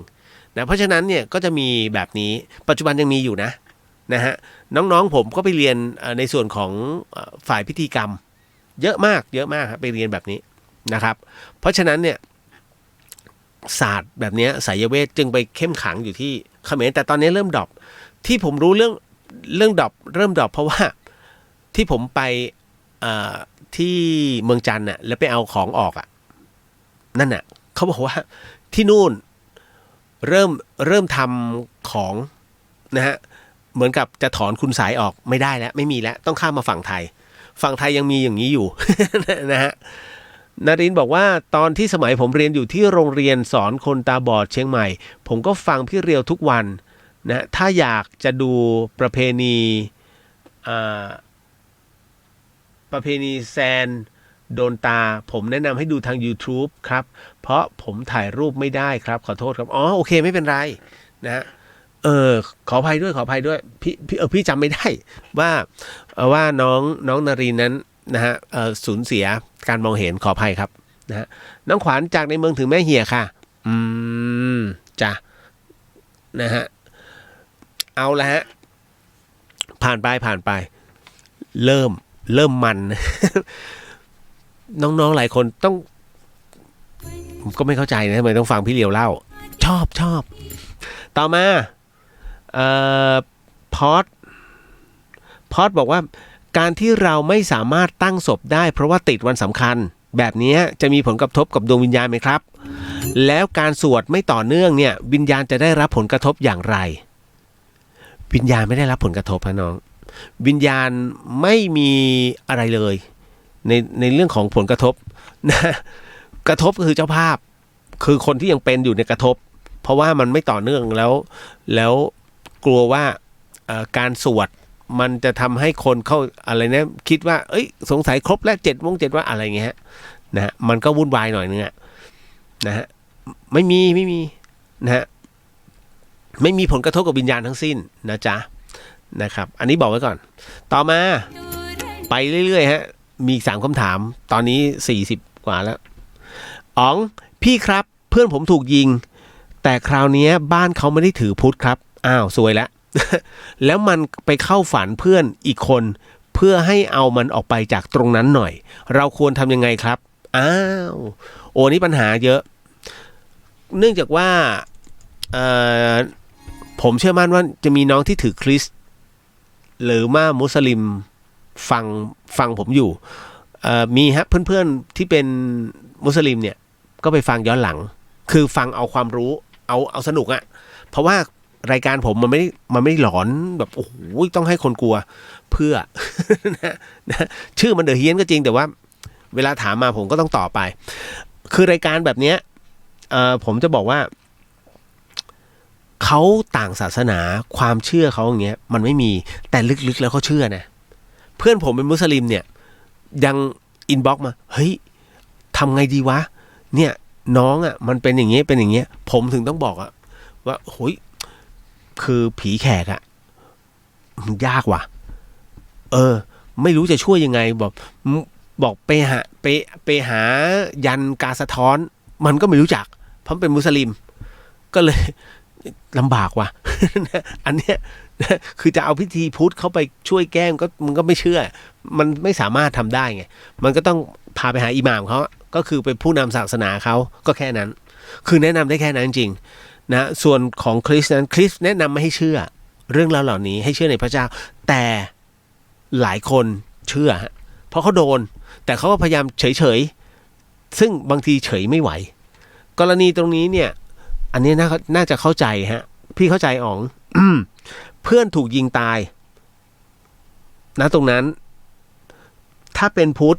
น้องก็รู้ใช่ไหมว่าต้องสวดถอนนะฮะแล้วก็อัญเชิญวิญญาณกลับพื้นที่นะครับเพราะฉะนั้นเนี่ยในกรณีแบบนี้ก็เลยต้องทำถ้าสมมุตินะทำกันในหมู่เพื่อนฝูงก็ได้แต่ว่าไปขอรูปเพื่อนจากแม่เขามาให้ได้แล้วค่อยทำพิธีวัดไหนก็ได้บอกพระคุณเจ้านิมนต์นะฮะ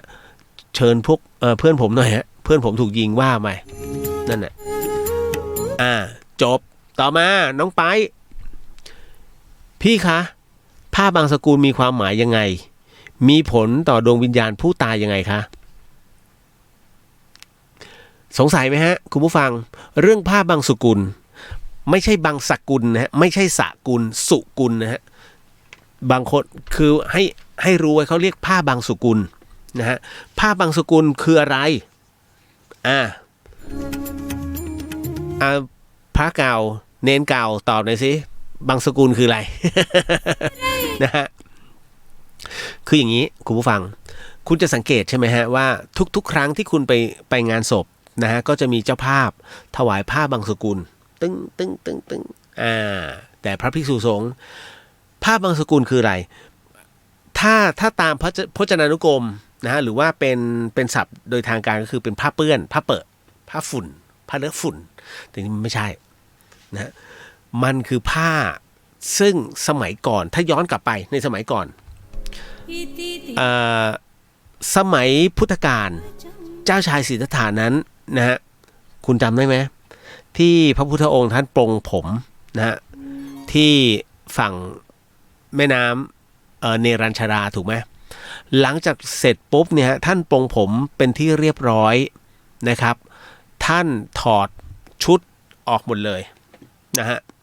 เหลือแค่เขาเรียกว่าเหลือแค่ชั้นใน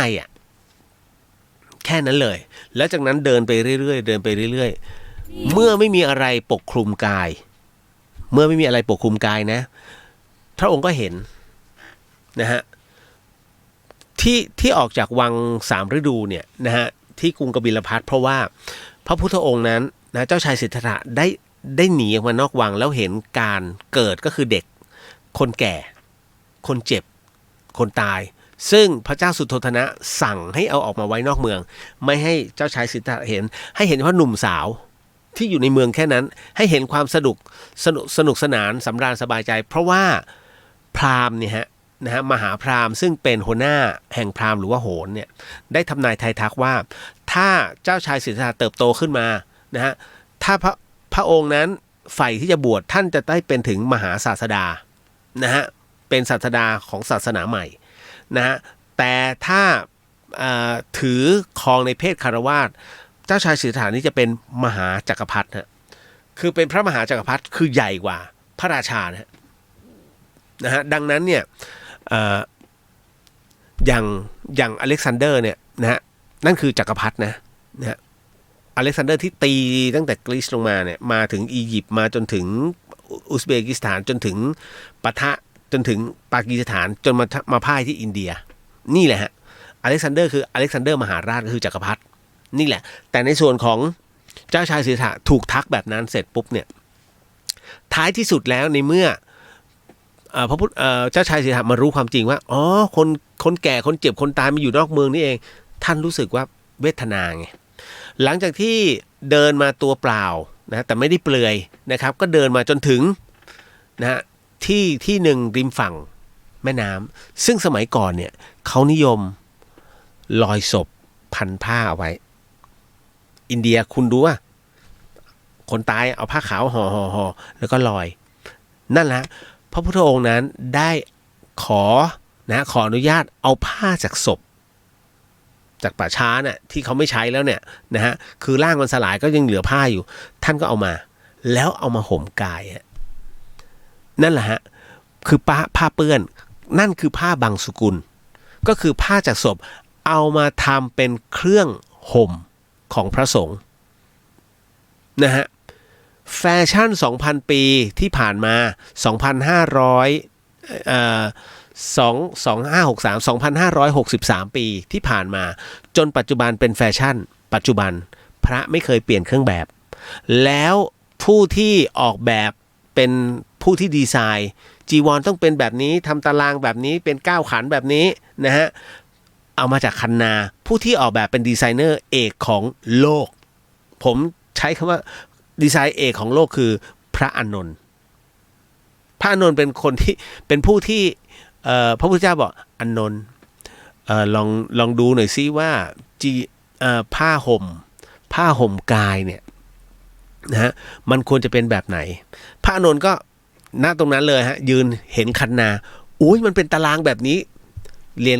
พระพุทธองค์พระพุทธองค์เอาที่อานนท์เห็นตามสมควรตั้งแต่นั้นเป็นต้นมาจีวรจึงถูกตัดออกมาเป็นเห็นนะคุณไปดูเป็นตารางนั่นคือเป็นรูปผืนนานะฮะไม่ใช่อะไรเลยนะเรียนแบบตรงนั้นจนถึงปัจจุบันนั่นก็คือที่มาของคำว่าผ้าบังสุกุลแล้วคราวนี้มีผลยังไงกับดวงวิญญาณหรือเปล่าของเราชาวพุทธมีความเชื่อมั่นว่า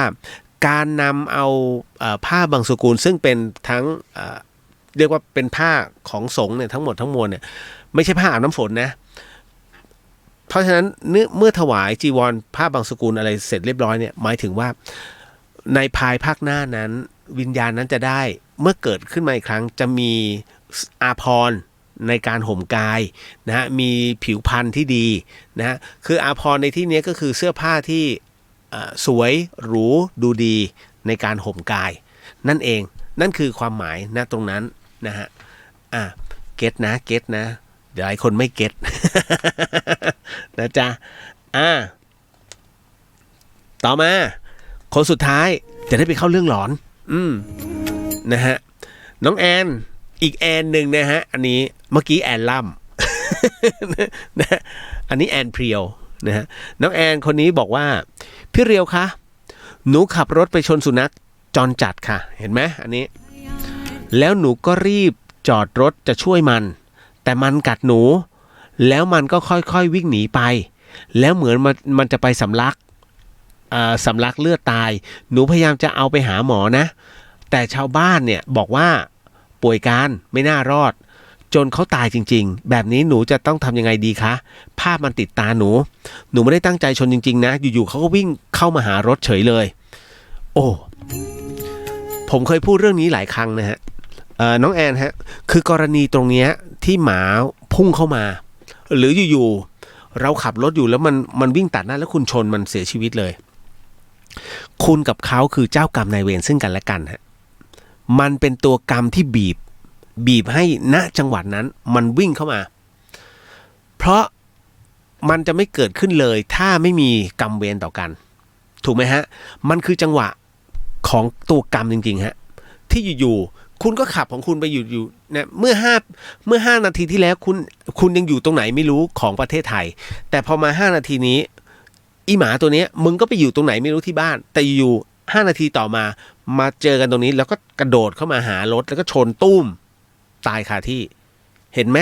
มันมีตัวกรรมเกี่ยวข้องซึ่งกันและกันฮะคุณผู้ฟังแต่พอคราวนี้น้องบอกว่าตอนที่ชนเนี่ยสุนัขจรจัดมันยังไม่ตายแล้วมันเจ็บหลายครั้งที่เราเห็นนะหมาชนเฮ้ยมันไม่ตายกูขับรถต่อจริงไม่ใช่มันช้ำในคือกรณีตรงนี้พอน้องจะลงไปช่วยแล้วน้องถูกมันกัดน้องอย่าพึ่งจริงๆแล้วให้น้องอยู่ห่างๆเขาก่อนเพราะหมาอยู่ในอาการตกใจช็อกเจ็บระแวงดังนั้นนี่คือปฏิกิริยาที่เขาป้องกันตัวเองฮะ น้องถูกเขากัดนี่คือน้องรับกรรมรับเศษกรรมที่น้องกระทำซึ่งแม้ไม่ได้ตั้งใจไงแต่พี่เดียวบอกว่าน้องกับเขาคือเจ้ากรรมนายเวรซึ่งกันและกันเพราะว่ามันอยู่จากไหนไม่รู้อยู่ๆมาประจวบเหมาะแล้วมาชนตายแต่คราวนี้พอน้องไปช่วยมันแหวงกัดนี่คือการเอาคืนนะฮะด้วยสัญชาตญาณของเขาหลังจากนั้นเสร็จปุ๊บเนี่ยมีชาวบ้านบอกว่าอันนี้เผือกฮะอันนี้เผือกชาวบ้านผมจะบอกว่าน้องจำไว้นะต่อให้ใครมาพูดว่ามึงไม่รอดแน่มันไม่รอดแน่น้องไม่ต้องเอาไปอย่าคล้อยตามคนพวกนี้เขาเรียกมารทางความคิดให้น้องเกิดความไม่มั่นใจนะฮะพอไม่มั่นใจเสร็จปุ๊บน้องจะปล่อยเลยตามเลยมึงก็ตายแล้วกันแต่บังเอิญว่าเคสเนี้ยเขาสำลอกเป็นเลือดแล้วเขาสิ้นใจตรงนั้นถูกไหมถือว่ามันเขาเรียกว่ามันทำให้ระบบการตัดสินใจถ้าน้องช่างใจไปเชื่ออีตาคนเนี้ยตัวกรรมจะตีเข้าน้อง 100%เพราะกูไม่ช่วยแล้วเพราะคนนี้มาวินิจฉัยแล้วว่ามันไม่รอดแน่ๆคนนี้เป็นใครหมอก็ไม่ใช่เป็นชีวิตเดียวกับหมาหรือเปล่าก็ไม่ใช่อยู่ๆมันก็มาเห็นเหมือนกันพร้อมกับเราเพราะนั้นจะไปวินิจฉัยว่ามันไม่รอดแน่คุณช่วยก่อนเลยนะฮะถ้าอยู่ๆกำลังจะยกเขาขึ้นรถนะฮะแล้วเขาสำลอกเป็นเลือดมาแล้วตายคามืออันนั้นน่ะถือว่าน้องเต็มที่กับมันแล้วแต่ถ้าไปจิตไปเชื่อไอ้ตาคนนี้นะเรียบร้อยเลยฮะกรณีที่น้องสามารถจะลบภาพนี้ออกไปได้ก็คือแต่จริงๆมันยากอะภาพมันติดตาไปแล้วต้องอาศัยเวลานะฮะแล้วก็ทำบุญนิดนึงแล้วกันก็ถวายสังฆทานไถ่บาตรให้เขากรรมตัวนี้จะหายไปต่อเมื่อไหร่คุณผู้ฟังหลายคนไม่เคยคิดใช่ไหมฮะว่าเราทำดีเท่าไหร่แล้วกรรมมันจะหายไปได้ยังไงถูกไหมเรื่องบางเรื่องผมย้อนกลับไปก่อนนะสิ่งที่หลายๆคนมักจะคิดถึงก็คือเรื่องเลวร้ายด่าหนึ่งคำจำเป็นปีเหมือนกันถ้าคุณเคยฆ่าอะไรไว้สักหนึ่งอย่างแล้วอยู่ๆก็แวบขึ้นมาแล้วก็แวบกูเคยทำคือคุยตลอดคือคุยความชั่วตัวเองเนี่ยกูตกปลาเนี่ยกูทุบมันตรงนั้นเลยแล้วก็กินนะหวานนี่คือเขาไม่ได้เรียกแมนนะเขาเรียกความชั่วนะคือคุณกล้าที่จะตีสัตว์นะตรงนั้นแล้วกินมันสดๆตรงนั้นแล้วมีหน้ามาบอกเขาว่าหวานเพราะฉะนั้นเนี่ยมันคือการทรมานนะเพราะฉะนั้นตัวกรรมมันเต็มที่แต่คราวนี้ผมก็เลยบอกว่าเราจะจดจำแต่เรื่องแบบนี้แล้วเมื่อไหร่สมมุติว่าคุณกลับตัวได้แล้วอยากจะทำความดีเพื่อลบล้างในสิ่งที่คุณทำออกมาเมื่อไหร่ก็ตามที่ความรู้สึกนึกคิดของคุณเรื่องนี้เมื่ออุทิศไปแล้วเนี่ยแล้วมันหายไปไม่มันหลอกหลอนมันไม่เป็นภาพติดตาคุณอีกแล้วขาดไปแล้วฮะแต่อยู่ๆถ้ามันนึกถึงเขาเรียกสัญชาตญาณแค่นั้นเองแต่ถ้าพูดถึงบ่อยๆภาพนั้นกลับมาบ่อยๆนี่แสดงว่าเขากลับมาทวงฮะยังไม่หมดตัวกรรมยังไม่หมด1ชีวิตที่เสียไปอยู่ๆคุณจะมาถวาย2กระป๋องเนี่ยมันไม่ใช่ฮะไม่มีใครอยากตายบนโลกใบนี้แม้กระทั่งสัตว์จริงๆเพราะนั้นถ้าภาพนั้นหายไปจากความทรงจำของคุณเป็นที่เรียบร้อยแล้วไม่ได้นึกถึงจำหน้าเขาไม่ได้อีกแล้วกับความตายที่เราหยิบยื่นให้เขาหมดกรรมต่อกันแล้วฮะนั่นนะฮะเพราะว่าคุณอุทิศความดีให้เขาหมดแล้วนี่แหละจบนะเหนื่อย มาเข้าสู่เรื่องร้อนนะฮะเรื่องสุดท้ายประจำค่ำคืนนี้แม่หญิงแพทองสวัสดีครับพี่เลี้ยวสวัสดีค่ะนะฮะมาเข้าสู่เรื่องหลอนดีกว่าครูฟังครับไปฮะครูฟังครับ You're listening to 104.5 Radio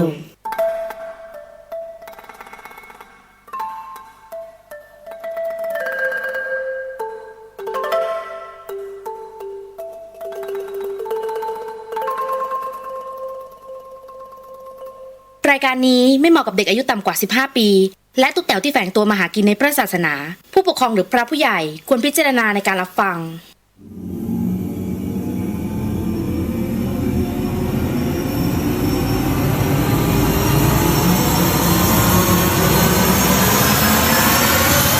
The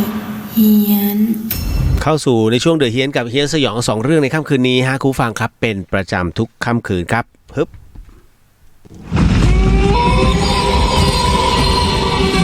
สนับสนุนโดยนาอีเซรั่มแชมพูจ้าแชมพูที่ลดอาการหลุดร่วงของเส้นผมนะฮะคุณผู้ฟังครับสิ่งที่ผมกำลังจะเล่าให้คุณผู้ฟังได้ยินได้ฟังเรื่องราวต่อไปนี้นั้นอย่าเชื่อนะฮะฟังหูไว้หูแล้วก็ใช้วิจารณญาณทุกครั้งในการรับฟังเรื่องราวประเภทนี้ฮะข้อสำคัญอยากให้คุณผู้ฟังได้ฟังเป็นนิยายเพราะว่าเรื่องที่ผมกำลังจะเล่าต่อไปนี้เป็นเรื่องราวที่น้องอิงส่งมาให้ผมเป็นผู้ถ่ายทอดฮะและเรื่องราวนะตรงนี้ที่อิงให้ผมเป็นผู้ถ่ายทอดนั้นนะฮะต้องบอกกันเลยว่าเธอเล่าว่า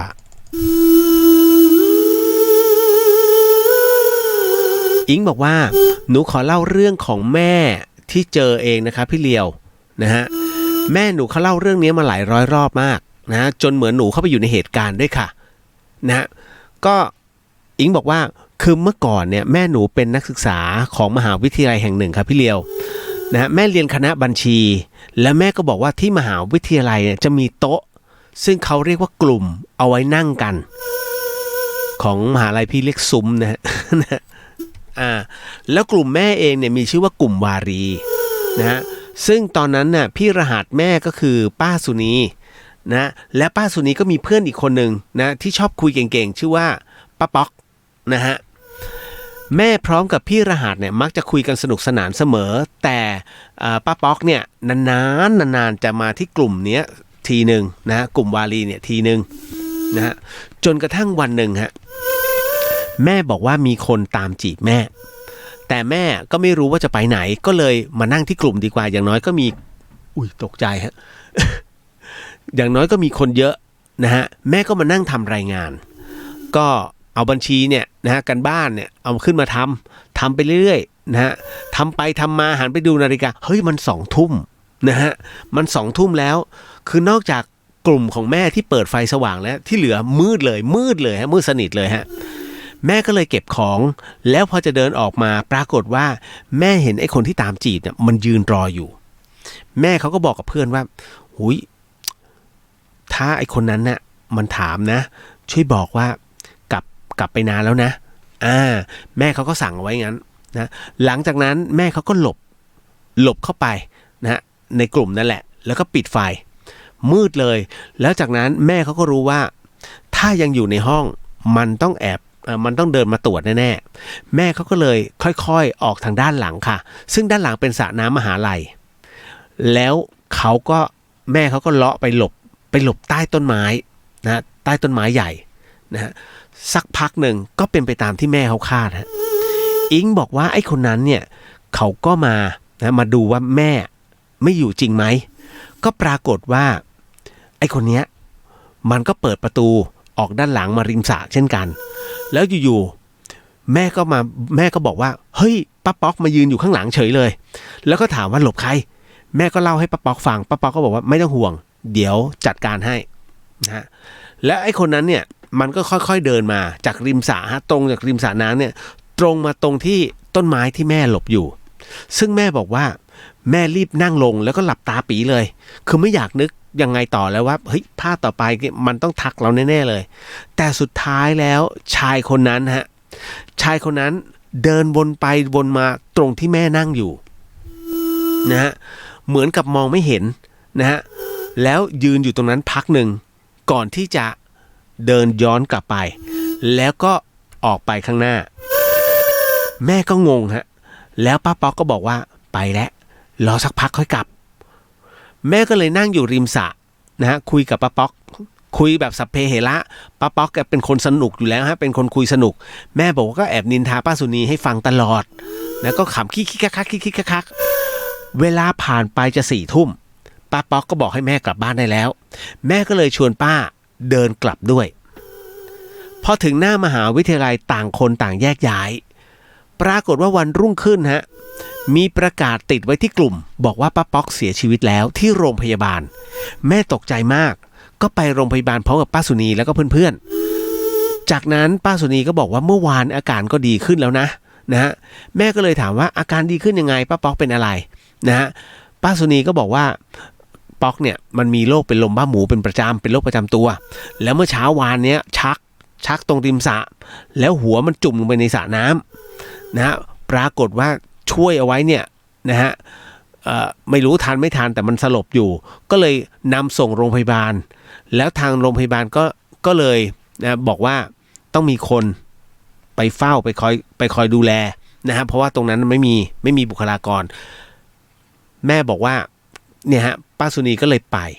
เนี่ยแล้วก็โทรบอกทางบ้านเป็นที่เรียบร้อยจากนั้นนะฮะ